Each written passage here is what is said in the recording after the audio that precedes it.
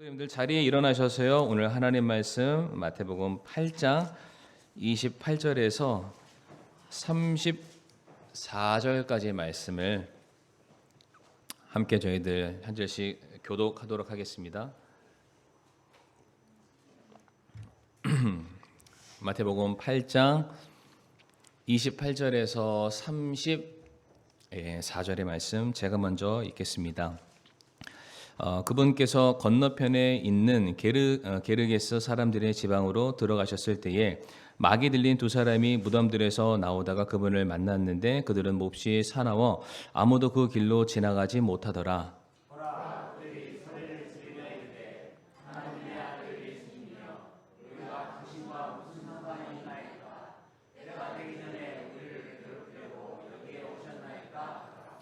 그들에게서 멀리 떨어진 곳에 많은 돼지떼가 먹고 있었으므로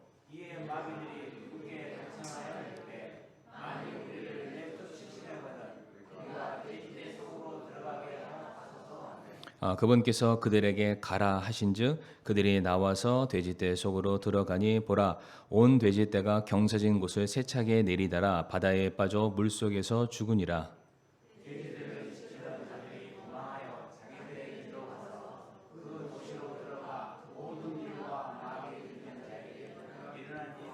같이 읽겠습니다. 보라 온 도시가 예수님을 만나러 나가 그분을 보고는 그분께서 자기들의 지역에서 떠나실 것을 그분께 간청하더라. 아멘. 아버지 하나님 감사합니다. 이 시간 또 저희들 하나님의 말씀을 듣기를 원합니다. 이 시간 간절히 구하고 바라옵는 것은 하나님의 풍성하신 은혜가 우리들의 심령 가운데 함께할 수 있도록 도와주옵시고 하나님의 말씀이 우리들의 인생길을 또 선하게 인도해 주시기를 우리가 사모하는 마음이 있게 하여 주시옵소서. 예배의 시종을 온전히 주님의 손에 의탁드리오며 살아계신 우리 구주 예수님 이름으로 기도를 드리옵니다. 아멘. 네, 자리에 앉겠습니다. 오늘은 마태복음 8장 28절에서 34절의 말씀을 통해서 중독 화인 맞은 양심이라는 제목으로 함께 저희가 말씀을 좀 나누도록 하겠습니다. 중독에 대해서 이제 설교 후반부에 여러 가지 좀 사례를 말씀을 좀 드리고자 하는데 먼저 오늘 본문의 사건이 벌어지는 장소 배경에 대해서 우리 성도님께 좀 설명을 드리도록 하겠습니다. 28절 말씀을 화면에 한번 띄워주시면 28절 상반절에 그분께서 건너편에 있는 게르게스 사람들의 지방으로 들어가셨을 때라고 되어 있습니다. 이 게르게스 지금 우리가 보고 있는 흠정역에서는 이곳을 게르게스라고 번역을 했는데 우리가 구 버전이죠. 개역 한글에서는 여기를 가다라 지방이라고 말하고 있고요. 이 사건이 마태복음뿐만 아니라 마가복음과 누가복음에도 동일하게 기록되어 있는데 마가복음과 누가복음에서는 이 지역을 또 거라사라고 표현을 하고 있습니다. 표현은 조금씩 다르지만은 여전히 한 장소, 한 지역을 지칭하고 있다라는 것을 우리 성도님들이 염두에 두시면 되겠습니다. 게르게스는 어떠한 곳이냐면은 데가볼리라는 지역에 속해 있는 동네입니다. 데가볼리 데카는 10개를 말하고요. 볼리는 폴리스, 도시를 말합니다. 10개의 연합도시가 데가폴리스인데 이것은 당시 알렉산더 대왕이 유대 땅을 점령하면서 그 지역을 10개로 통합 분리하게 되었다고 합니다. 그 지역의 이름이 계속해서 이어져 오게 되는데 이제 알렉산더 다음에 로마가 지배 통치하게 되면서 그 지역에 굉장히 많은 수의 이방인들이 유입되어서 그 동네에 살게 되었다고 합니다. 그러니까 유대인들이 살고 있는 도시이기는 하지만 그곳에 많은 이방인들이 살고 있고요. 그런 거로 로마 문명이나 그동안 이어져 왔었던 헬라 문명이 혼재되어 있는, 그러니까 영적으로는 굉장히 많은 것들이 희석되어 있는 장소가 데가볼리, 특별히 게르게스, 가다라 혹은 거라사 지방이라고 할 수가 있는데 바로 이와 같은 지역적인 영적인 특색을 보여주는 한 도구가 나오는데 그것이 바로 돼지입니다. 돼지. 오늘 본문 30절 말씀을 한번 띄워주시게 되면은 굉장히 많은 돼지떼가 있었다라고 말을 하고 있고요. 그 많다라는 수량을 성경에서는 또 다른 곳에서는 뭐라고 말하냐면 마가복음 5장에서는 그 돼지떼의 수가 무려 약 2,000마리 정도 되었다라고 말을 합니다. 굉장히 많죠. 그런데 이거는 어디까지나 오늘 본문에서 언급되어 있는 숫자만을 말할 뿐이지 아마 이것보다 훨씬 더 많았을 것이다 라고 말하고 있습니다. 물론 시대적인 상황으로 이 게르게스가 행정구역상 로마의 통치와 지배 아래 있는 것은 사실이지만 실제로 그 땅의 원래 주인은 유대인들이고 유대 땅입니다. 성경에서 돼지는 키우는 것을 금하고 있습니다. 그럼에도 불구하고 그 안에 굉장히 많은 수의 돼지가 있었다는 것이 우리에게 굉장히 많은 메시지를 전해주고 있는데, 분명한 사실은 이 많은 돼지떼가 한 사람 개인의 것이었을 확률은 지극히 적습니다. 그러니까 공동 마을의 재산이라고 우리가 할 수가 있는데, 오늘 본문 34절 말씀을 성도님들 눈으로 한번 보시게 되면 결국 우리가 이 사건을 잘 알지만 이 마귀떼들이 돼지떼에 들어가서 이제 바다에 들어가서 몰살당하는 사건이 일어나게 되고 그 소식을 모든 동네 사람들이 전달받게 됩니다. 그랬을 때 34절 말씀 보게 되면 그 돼지떼의 한 주인이 예수님을 찾아갔던 것이 아니라 그 도시에 속한 모든 마을 사람들이 예수님을 찾아가서 떠나달라라고 요청한 것을 보건대, 이 수많은 돼지떼들의 주인은 한 사람이 아니라 여러 많은 사람, 다시 말해서 그 마을과 그 동네의 공동 재산이었다라는 것을 우리가 알 수가 있습니다. 자, 그런데 왜 뜬금없이 유대 땅에 돼지를 키우고 있을까?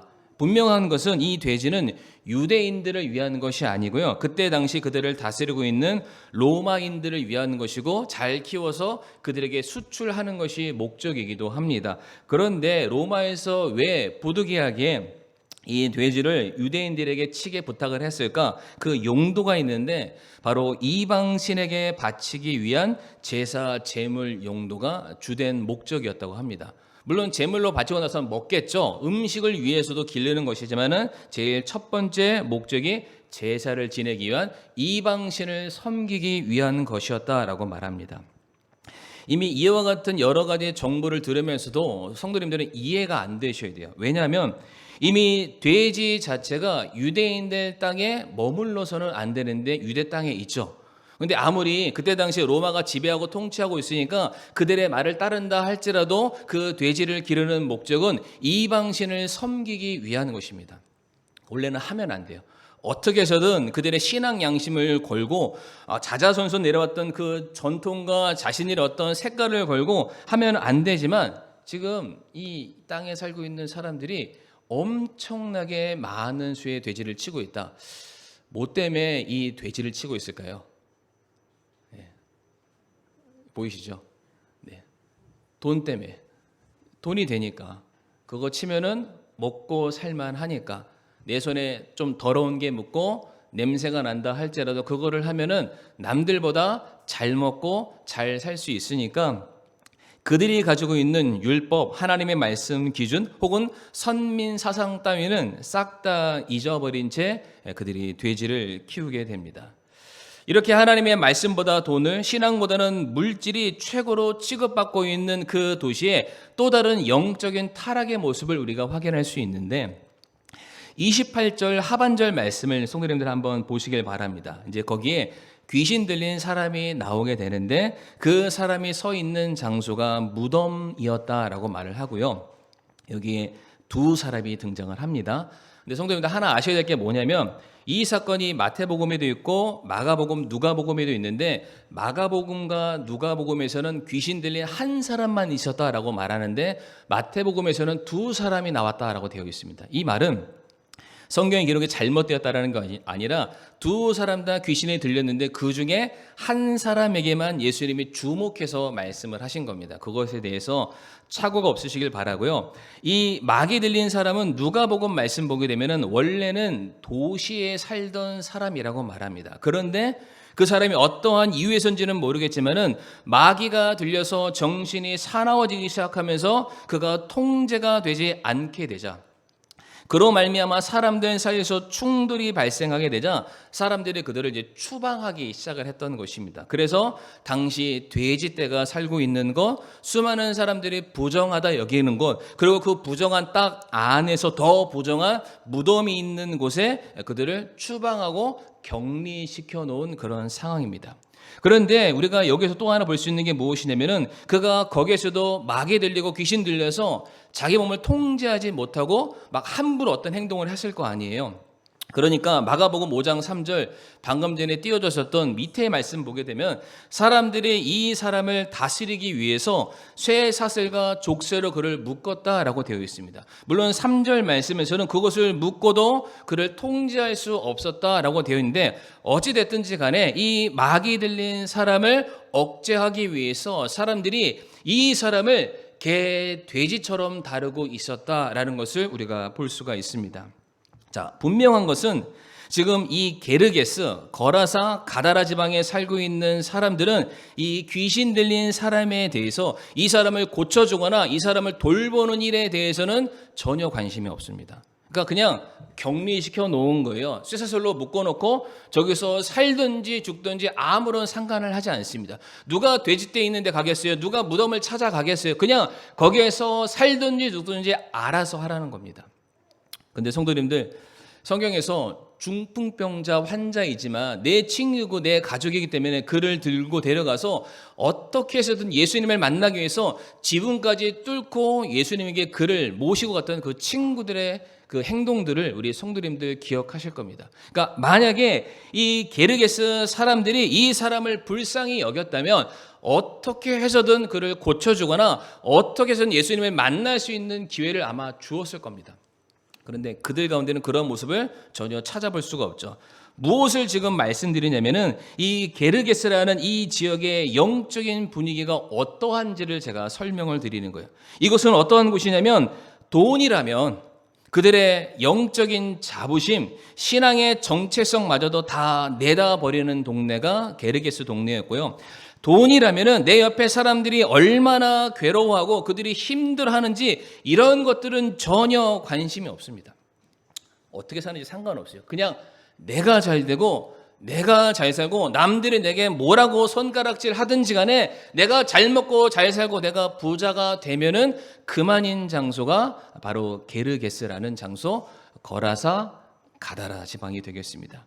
근데 성도님들, 제가 더 하나 정보를 드리길 원하는데 이곳이 얼마나 타락한 곳인지 오늘 본문 30절과 31절 말씀을 화면을 보시거나 성경을 한번 봐보세요.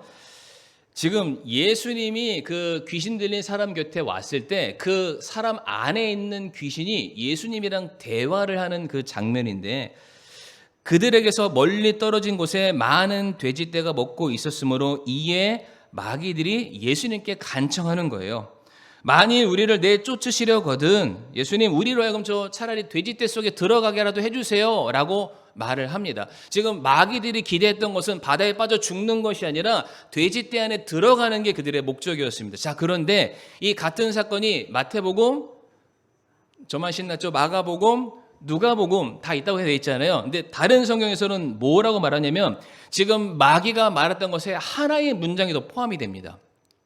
뭔지 한번 찾아보세요. 똑같은 사건 마가복음 5장 10절에서 12절인데 10절에서 11절만 한번 읽어보세요. 시작.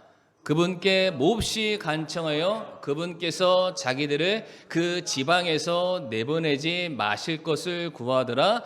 이에 거기에 큰 돼지떼가 산 근처에서 먹고 있으므로. 아멘. 마태복음과 마가복음에 어떠한 차이가 있나요? 자, 질문을 바꾸겠습니다. 이 귀신 마귀떼들이 처음부터 돼지떼에 들어가길 원했습니까? 아니었죠. 첫 번째 목적은 어찌하든지 간에 이 동네에서 우리를 내쫓지 말아주세요 라가 처음이었습니다. 그리고 어떻게 해서든 그들이 살고자 그러려면 차라리 우리를 돼지떼에 들어가게 해주세요 라고 말합니다. 그러니까 돼지떼가 부정하니까 부정한 마귀사탄이 그래 너와 나가 똑같으니까 차라리 여길 가는 게 낫겠다라고 선택했던 것이 돼지가 아니라 그들이 선택했던 첫 번째 장소가 어디였죠? 네, 맞습니다. 게르게스. 이 지역을 벗어나기를 원치 않았던 거예요. 아니 지금 마귀들이 예수님께 기도하고 있습니다. 예수님 제발 저희가 이 동네에서는 안 나갔으면 좋겠습니다. 그러니까 지금 상식적으로 이해가 되십니까? 그 동네는 누가 좋아하는 동네예요? 마귀가 좋아하는 동네입니다. 다른 사람들이 아니라 마귀조차 떠나기를 원치 않는 동네가 게르게스. 자, 그런데 성경에서 마귀들이 차지하는 동네가 나오는데 요한계시록 18장 2절 말씀 보시게 되면 이런 말씀이 있습니다. 마귀들이 머무는 장소의 특징인데 그가 우렁찬 음성으로 힘차게 외쳐 이르되 저 큰 바빌론이 무너졌도다 무너졌도다. 그녀가 마귀들의 처소가 되고 바빌론을 말합니다. 모든 더러운 영의 요새가 되며 모든 부정하고 가증한 새들의 집이 되었도다. 바빌론을 말하기를 그곳은 마귀들의 처소이고 더러운 영이 가득하며 부정한 곳으로 가득한 곳이 바빌론이다라고 되어 있어요. 그런데 이 바빌론의 전신이 뭔지 아시죠? 바벨탑입니다. 바벨탑. 근데 성도님들, 사람들이 왜 바벨탑을 쌓았을까요? 바벨탑을 쌓은 이유와 목적을 아시죠? 창세기 11장 4절 말씀인데 같이 한번 읽어보실까요? 시작. 또 이르되 자 우리가 우리를 위하여 도시와 탑을 세우고 탑의 꼭대기를 하늘에까지 닿게 하며 우리가 우리를 위하여 이름을 내고 이로써 온 지면에 널리 흩어짐을 면하자 하더라. 아멘.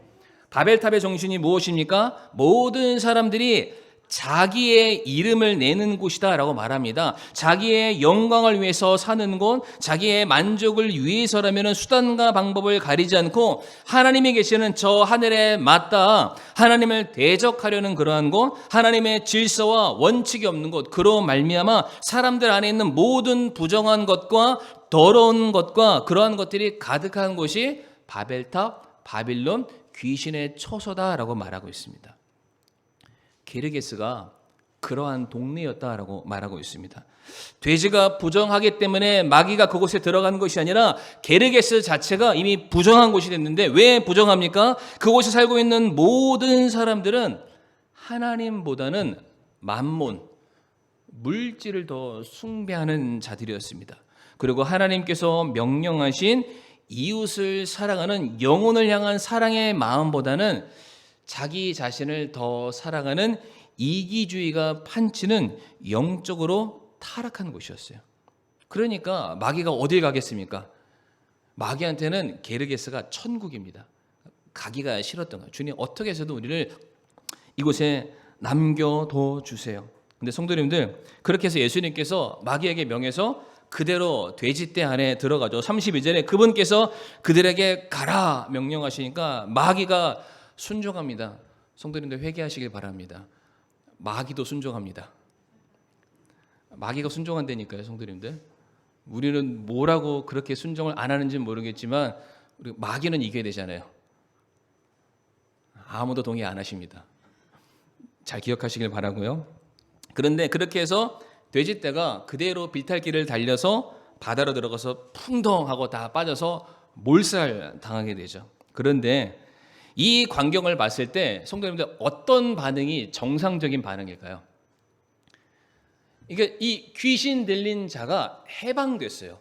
자기 몸을 스스로 자해하고 이제는 그냥 사경을 헤매고 내일 죽어도 전혀 이상할 것 같지 않은 사람이 예수님을 만났을 때 누구도 제어하고 통제할 수 없었던 그 마귀 군단이 그 안에서 빠져나와서 온전히 정신을 차리고 주님의 발 앞에 무릎 꿇고 예배하는 경배자의 모습으로 바뀌었습니다.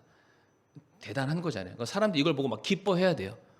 야, 예수님께서 정말로 못하시는 게 없구나. 야, 예수님을 만나면 저 마귀들도 떨고 도망을 가는구나. 야, 그렇다면 우리에게도 비슷한 처지와 어려움이 있으면 이와 같은 은혜가 우리가 누릴 수 있을 테니까 우리가 기뻐하자, 잔치를 벌여야 함이 맞잖아요.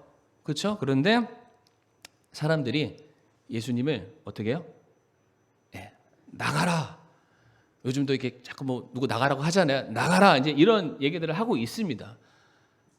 이 사람들에게는 뭐가 중요한 겁니까? 돼지가 중요합니다. 돼지 몇 마리? 2,000마리. 2,000마리가 얼마인지 상상이 안 되시죠? 제가 시세를 한번 연구했습니다. 돼지 한 마리 현재 시세 한 35만 원 정도. 맞나요? 작은 놈인가요? 그 정도면 저희 교회 좀 이렇게 잔치할 때 한번 이렇게 뺑글뺑글 돌려서 먹을만 하지 않나요? 자, 대충 그 정도 되는데 2,000마리 대략 합치면은 7억에서 8억입니다. 그러니까 순식간에 내 눈 앞에서 내 손에 있었던 7, 8억이 사라진 거예요. 눈 녹듯이 사라지죠. 이걸 바라봤던 사람들의 눈이 어떻게 됐을까요? 맞아요. 뒤집어졌어요. 미치고 환장을 노리신 거예요. 순식간에 7, 8억 이 마을을 유지하고 있는 그 재정의 근원이 확 사라져 버리니까 사람들이 미쳐버렸습니다. 성경 보게 되면 자기의 모든 돈을 다 들여도 못 고쳤던 사람들이 있어요. 예를 들어서 혈루병을 앓았던 여인의 경우에는 자기 재산 다 바쳤지만은 그 병을 못 고쳤다가 예수 옆에 기어가다가 고침받는 한 여인의 사건이 나오고, 그 문둥병 걸렸었던 나아만 장군 기억하시죠? 그렇게 돈도 많고 그렇게 권력도 많았는데 못 고쳤잖아요. 근데 말씀에 순종했을 때 나음을 입게 됩니다. 그러니까 이 동일한 광경을 바라보면서 야, 그래, 내 재산 다 하고 세상 다 줘도 못 바꿀 내 건강과 내 생명과 내 영혼의 구원에 대해서 예수님을 만나면 해결받을 수 있으니까 야, 예수님 우리가 따라야 되겠다, 예수님을 섬겨야 되겠다, 이렇게 말하는 게 맞는데 사람들이 뭐라고 그랬다고요? 예수님을 나가라. 근데 성도님들, 이 지역을 누가 좋아한다고 말씀드렸죠? 귀신들이 좋아하잖아요. 마귀 귀신들이 좋아하잖아요. 그럼 생각해 보세요. 이 본문에 나와 있는 두 사람에게만 마귀 들렸을까요? 아닙니다. 등장했던 사람들이 이 두 사람일 뿐이지 이미 그 게르게스라는 그 지역 안에는 마귀 사탄 영혼들이 가득 찼기 때문에 누구라도 그 영혼이 온전하지 못하고 누구라도 그 영혼이 하나님을 향해 있지 않는다면 그 사람 안에 들어가서 자리 잡고 여전히 고통스럽게 마치 죽어가는 사람의 모습처럼 저 감옥에 끌려가는 사람처럼 만들 수 있습니다. 그러면 사람들이 당연히 이렇게 생각해야 되죠. 야, 나도 저 사람처럼 마귀 들릴 수 있고 나도 저 사람처럼 쇠사슬과 족쇄에 매어서 죽어가는 인생이 될 수 있으니 차라리 이런 모든 것들 다 버려도 예수님만 있으면 내가 다행이지 않을까? 이 마음을 가져야 됨이 맞잖아요. 그런데 그거보다 뭐 때문에 눈이 돌아갔다고요? 예, 돼지 2,000마리. 물론 엄청난 금액입니다. 그러니까 그게 딱 사라지는 순간 예수님이고 뭐가 없어요.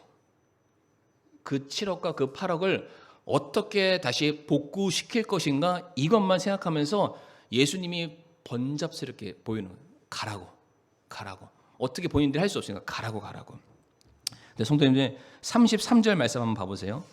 참 이들이 뭐라고 말하냐면 33절에 그 도시로 들어가 모든 일과 마귀 들린 자들에게 일어난 일을 고하니라고 되어 있어요. 그러니까 물론 마을에 살고 있는 모든 사람들이 이 광경을 본 건 아니에요. 그러나 그 돼지떼를 치고 있었던 몇몇 사람들이 이 광경을 보고 그 즉시로 마을에 찾아가서 사람들한테 막 소리를 지르는 거예요. 야, 예수님 때문에 사람이 고침받았다라는 게 아니라 야, 예수님 때문에 우리 8억 손해봤어. 예수님 때문에 돼지 2,000마리가 저 바다에 수장이 돼가지고 이제 우리 쫄쫄 굶게 생겼다. 아니, 똑같은 사건을 바라보는데 전혀 없는 얘기, 안 해도 되는 그런 얘기만 하다 보니까 모든 민중들이 선동이 되기 시작을 했습니다. 그래서 다 모여서 뭘 한다고요? 예수님 나가라. 근데 성도님들, 그 지역에 누가 머물기를 원했다고요? 마귀 귀신이요. 그러니까 마귀 귀신은 환영하는 거예요. 오라고. 그런데 예수님은 밀어내고 있습니다. 왜 그럴까요? 마귀 귀신 섬겼을 때는 좀 귀찮고 힘들었지만 먹고 살만 했거든요. 근데 예수님이 오시니까 그 모든 삶의 기반이 완전하게 흔들려 버리는 거예요. 그러니까 차라리 이렇게 사느니, 내 미천이 뭐고 다 사라져 버리느니 차라리 마귀를 수용하는 게 낫겠다라는 거예요. 예수님은 배척하고. 이게 온전하게 주님을 섬기는 우리들에게 있어서는 전혀 이상한 반응이다라고 할 수 있는데, 이들에게 있어서는 무엇이 문제였냐면은 돈이 중요한 문제였습니다. 돈이 더 중요하지 마귀 사탄 같은 거 아무 문제가 아니라는 거예요. 혹시 누군가 마귀에게 지배당하면 그냥 쇠사슬로 묶어버리면 그만이라는 겁니다. 그런데 내가 잃어버린 돈은 누가 줄 거야? 그러니까 거기에 사람들이 완전히 다 쏠려서 지금 자기 앞에 구원이 있는데 그거를 내다 버리고 다시 마귀 사탄에게 얽매이는 삶을 선택을 하게 됩니다. 제가 이 모습을 보면서 이게 바로 중독이구나라는 것을 생각하게 됐습니다. 왜냐? 이 같은 사건 마가복음 5장 15절 말씀 보게 되면 사람들이 예수님께서 이 사람을 고치는 장면을 보고서 두려워했다라고 되어 있습니다. 두려워했다. 이 두려워했다라는 게 예수님의 능력을 두려워하거나 예수님 하신 일을 두려워했던 것이 아니라 뭐 때문에 두려워했다고요? 야, 예수님 때문에 내가 진짜 미천 거덜나게 생겼다. 두려운 거예요. 그러니까 예수님을 거부하는 거죠. 그러니까 내가 예수님을 선택하면 내 삶의 모든 문제가 해결된다는 걸 알지만 여전히 이 다른 것이 내게 주는 유익을 내려놓지를 못하는 거예요. 제가 성도님들 이해 쉽게 하나 말씀드릴게요. 저기 담배 피시는 분들 계시나요? 뭐 따로 손들어서 저한테 말씀하지 마시고 제가 시험 드니까요. 근데 편의점 가면은 이제 담배가 딱 이렇게 들어간 입구에 보면 딱 이렇게 담배가 있습니다. 담배를 안 펴 보셨으니까 드릴 말씀은 없는데 요즘 담배를 딱 사면 담배 밖에 무슨 사진 있는지 아세요? 일단 유명한 연예인 사진은 없습니다. 이쁜 디자인도 없습니다. 딱 사면은 왜 다들 고개를 어떻게 끄덕이고 계시죠? 자, 딱 보면은 무슨 사진 있죠? 폐가 썩은 거, 이빨이 누렇게 된 거, 혹여나 기형아가 출산된 것들, 아니면 여러 신체 기능들이 망가지거나 당장 병원 안 가면 내일이면 죽겠다 싶은 그런 사진들만 붙어 있습니다. 그래서 밖에 뭐라고 써 있냐면은 경고. 그러니까 요약하면은 담배 피지 마세요. 담배를 펴야 되는데 담배 피지 마세요라면서 그 사진을 떡하니 붙여놓은 거예요. 근데 사람들이 어떻게 하죠? 네, 폐암 주세요. 네, 구강암 주세요. 뭐 이렇게 얘기를 안 하지만 그 담배를 보면서 사진을 보면서 뚜껑을 열어서 담배를 빼고 담배를 핍니다. 그러니까 그 담배가 주는 뭔가 니코틴으로 말미암아 뭔가 기분이 향상 뭐 그런 게 있겠죠. 그런데 그거를 내려놓질 못하니까 거기에 뭐를 버리는 거예요? 자기 건강과 자기 인생을 버리는 거예요. 이거 내려놓으면은 그래도 건강 찾을 수 있을 텐데 이거를 하는 동안 내가 어떻게 되는지 아는 거, 이 담배라는 쇠사슬과 족쇄에 내가 묶여서 살다가 결국에는 이렇게 썩어져 가는 걸 알지만 이것이 주는 유익과 즐거움과 쾌락이 있으니까 이거를 내려놓지 못하는 거예요. 알면서도 피는 거죠. 그래서 뭐라고 말할까요? 설마 걸리겠어? 근데 설마가 뭐 하죠? 다 아시잖아요. 설마가 사람 잡습니다. 근데 술도 그렇습니다. 술도. 이번에 이제 말씀 준비하면서 봤는데 무려 대한민국에 알코올 중독자가 220만 명이라고 합니다. 우리 성도님들은 무슨 제가 숫자를 얘기해도 전혀 안 놀라세요. 일단 내가 아니니까. 그 220만 명이라는 게 성인을 기준하는 거잖아요. 성인 기준. 그러니까 굉장히 많은 거예요. 그런데 이 중독자를 제외하고 알코올 중독 위험군이라는 게 있다고 합니다. 그러니까 조금 그 선을 넘어서면은 중독인 거예요. 근데 알코올 위험인데 이 사람은 무려 성인 기준으로 13%래요. 그러니까 자, 이쪽 분단에 한 분 계시고 이쪽 분단 이런 식인 거예요. 밖에 나가면 그냥 술 한잔 하는데 이거는 이미 30-40%를 훨씬 넘었고 거기에 의존하고 의지하는 사람들이 그만큼 많다. 근데 먹으면 어떻게 되는지 아시죠? 제가 이 시간에 너무 장하게 설명 안 하는데 대한민국 5대 강력범죄에 관련된 모든 사건들의 술이 개입하는 확률과 비율이 거의 30-40%입니다. 그것 때문에 그 일들이 생긴다라고 봐도 과언이 아닐 정도라는 거죠. 근데 사람들이 거기에 매이는 거예요. 그것 때문에 가정이 무너지고 건강이 무너지고 관계가 무너진 걸 알지만 그것이 주는 유익과 즐거움과 쾌락이 있으니까 알지만 내려놓지 못합니다. 마약은 어떨까요? 제가 전문 분야가 아니고 그 관련된 종사자가 아니니까 자세하게는 말씀 못 드리지만 분명한 건 성도님들 대한민국은 더 이상 마약의 청정 지역이 아닙니다. 아시죠? 뉴스 매체 통해서 보셨잖아요. 이 매해마다 이 마약 사범 증가율이 무려 50%나 된다고 합니다. 현재는 2만 명이래요. 마약 사범이. 근데 마약 사범이라는 건 걸린 사람 말하잖아요. 안 걸린 사람, 그런 사람들 배포해 주는 마약을 흡입한 사람은 훨씬 더 많겠죠. 근데 더 안타까운 것은 10대들이 마약을 이렇게 취하는 이게 퍼센테이지가 굉장히 높아지고 있다고 합니다. 나중에 성도님들 기회가 되시면 그 미국의 무슨 펜타닐 마약, 신종 마약, 좀비 뭐 이런 식으로 키워드를 치고 유튜브를 딱 들어가잖아요. 그러면은 마을 자체가 완전히 고스트 타운, 완전 귀신 도시가 됐는데 사람들이 어떻게 다니냐면은 좀비처럼 다녀요. 온 놈이 이렇게 막 꺾여서 다닙니다. 그게 마약을 한 후유증이라는 거예요. 길거리에 돌아다니면은 발에 치는 게 뭐냐면은 마약한 주사기들이 그냥 길거리에 돌아다닙니다. 경찰이 안 잡아요. 이 사람들이 수용이 안 되니까. 근데 성도님들 제가 그걸 보다가 그래프를 하나 봤어요. 마약을 하는 사람들이 그래프가 10대, 20대, 30대, 40대 이렇게 올라가요. 50대 되면 뚝 꺾여요. 왜 그럴까요? 지천명이라고 삶의 이치를 알아서 그만뒀을까요? 죽었어요.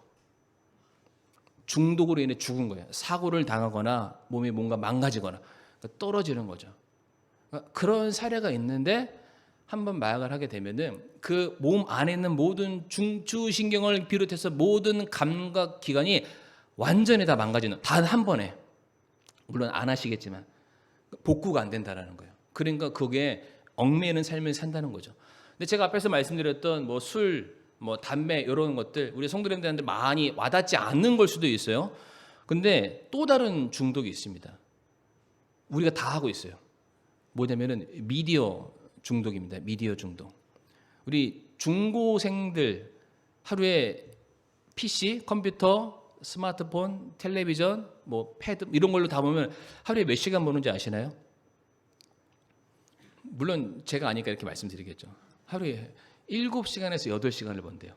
학생들은. 여기 매여 사는 거. 학교에서 공부하는 시간만큼 여기 매이는 거죠. 그런데 성인들도 만만치 않습니다. 4시간 이상입니다. 4시간 이상. 그러니까 대한민국 평균을 낸 거예요. 평균을. 그러니까 여기 계신 분들이 적어도 그 평균 값들을 다 저를 포함해서 저도 자유하지 않습니다. 다. 그래서 요즘 식당 가면은 어떻게 하는지 아시죠? 자, 애기야 밥 먹어라. 아시잖아요. 야, 친구가 오늘 맛있게 밥 먹자. 밥 먹는데 이렇게 하고 있습니다. 이렇게 밥 먹어요. 이것만 하고 있어요. 지하철 타보셨나요? 그러니까 완전히 제가 뭘 말씀드리냐면 사람들이 어딘가에 매여서 헤어나오지를 못하고 있다는 겁니다. 어딘가에 매여서. 중독의 정의를 제가 말씀드리겠습니다.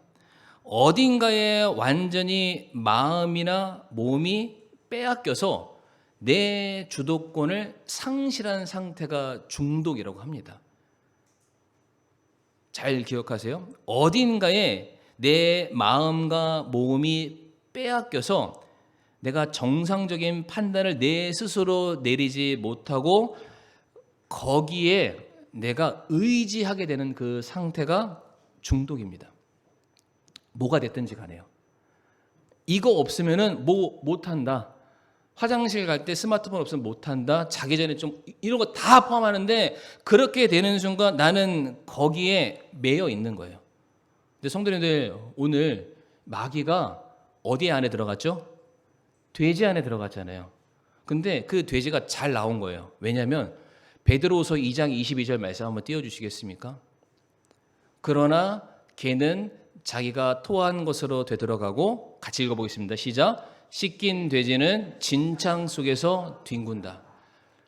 암만 깨끗하게 씻겨봤자 어디로 가나요? 예, 진창으로 갑니다. 진흙탕으로 가죠. 금이야 오기야 주님께서 말씀으로 격려하시고 닦아주시고 새롭게 해주셨어요. 예를 들어서 우리가 주일날 딱 교회 와서 너무 좋은 거예요. 은혜가 되는 거예요. 사랑하는 성도들도 보고 말씀도 듣고 새로워졌어요. 뭔가 말씀으로 새롭게 깨끗함 씻음을 받아서 새 사람 되는 기분을 딱 가졌는데 딱 돌아가면은 나는 똑같이 돼지처럼 진창을 헤매고 있습니다. 왜 이걸 말씀드리냐면 이 중독이라는 것이 우리 신앙생활에 있어서 알게 모르게 너무나도 큰 걸림돌이 된다는 겁니다. 걸림돌. 성도님, 회개의 의미가 뭡니까? 회개. 잘못된 길을 더 이상 앞으로 나가지 않고 돌아오는 게 회개죠. 그 일을 다시 하지 않는 게 진정한 회개입니다. 그 자리에서 나 잘못했네 깨닫는 거는 성도님들 회개가 아니라 후회라고 말합니다.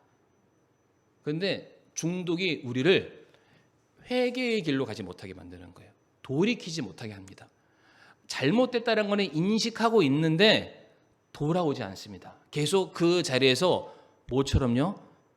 돼지처럼 진창에서 계속 내 몸을 굴리면서 나 이러면 더러워지는데 냄새는, 그러면서 막 웃으면서 계속 뒹굴뒹굴 거리는 그 모습이 중독에 빠져 있는 겁니다. 성도님, 그게 뭐가 됐든지 간에요. 술, 담배, 각종 미디어라든지 모든 것 다 그게 사람과의 관계일 수 있고 돈이 될 수 있습니다. 모든 게 다 포함이 될 수 있습니다.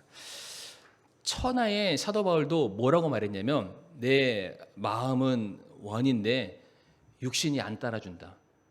그러니까 하고 싶은 건 있는데 내 몸이 먼저 어딜 가다 보니까 이게 어쩔 수 없다라는 거예요. 근데 성도님들, 우리가 이 말씀 오늘 꼭 기억했으면 좋겠는데, 고린도전서 10장 23절 말씀 한번 띄워주시겠습니까? 이게 오늘 꼭 저희들이 암송해야 돼, 좀 기억해야 될 말씀인데 같이 한번 읽어보겠습니다. 시작. 모든 것이 나를 위해 적법하나 모든 것이 적절하지는 아니하며 모든 것이 나를 위해 적법하나 모든 것이 세워주지는 아니하나니. 아멘. 바울이 말하기를 모든 것이 나를 위해 적법하다. 내가 뭘 먹거나 뭘 마시거나 뭘 입는 것 자체가 나에게는 더 이상 문제가 되지 않는다. 내가 뭘 먹었다고 뭘 입었다고 뭘 마셨다고 그래서 말미암아 내가 지옥 그런 거 아니다. 그런데 내가 모든 것을 다 할 수는 있으나 분명한 것은 그 모든 것이 내게 유익한 것은 아니다라고 말합니다.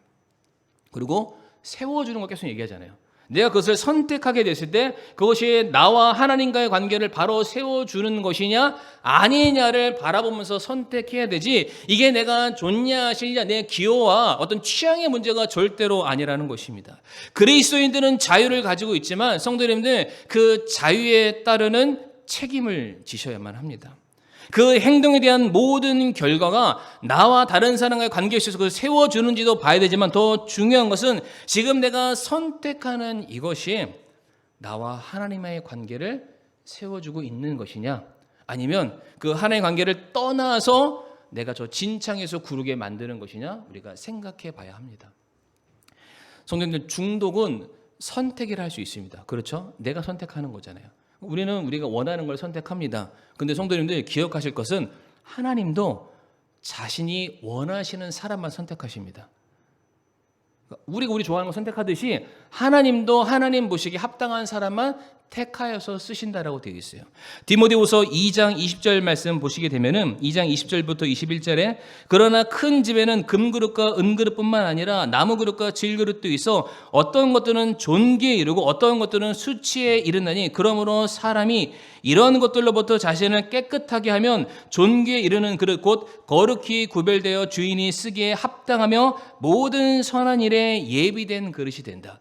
금그릇이 있고 은그릇이 있고 아닌 그릇이 있는데 주님께서 너는 금이니까 쓰고 노시니까 안 쓴다, 이게 아니라 주님께서 누굴 쓰신다고요? 깨끗하냐 안 깨끗하냐를 보신다라는 거예요. 내가 뭘 많이 가지고 남들보다 뛰어난 두뇌 이런 게 아니라 내가 설령 지푸라기 그릇이라 할지라도 한 번 쓰고 사라지는 질그릇이라 할지라도 내가 주님께서 쓰시기에 깨끗한 사람이라면, 주님께서 부르시는 자리에 늘 놓여져 있으면은 주님께서 계속 그 사람 들어 사용하신다라고 말씀하세요. 그 그릇 안에 너무나도 진귀한 보배인 예수 그리스도가 담겨서 우리가 감당하지 못하는 큰 일들을 이루시겠다라고 말씀하고 계세요. 굉장히 중요한 말씀입니다. 그러니까 우리가 내 스스로를 얼마나 깨끗하게 하는지, 그 정욕에서 피해서 하나님의 손에 붙들리고자 하는, 성도님들, 우리가 세상에 중독될 것이 아니라 우리가 하나님께 중독돼야 됩니다. 물론 이 단어가 적절하지는 않지만 우리가 세상에 중독되면 어떻게 되나요? 몸도 상하고 마음도 상하고 내게 속한 모든 것들이 다 상합니다. 그런데 우리가 하나님께 중독되잖아요. 그분께 가까이 나갈수록 우리의 영이 새로워지고요. 은혜를 누리게 되고 자라나고 열매를 맺게 됩니다. 이 말씀 읽고 마치겠습니다. 야고보서 4장 7절에서 8절 말씀 같이 읽고 마치겠습니다. 시작. 그러므로 하나님께 복종하라. 마귀를 대적하라. 그리하면 그가 너희에게서 도망하리라. 하나님께 가까이 나아가라. 그리하면 그분께서 너희에게 가까이 오시리라.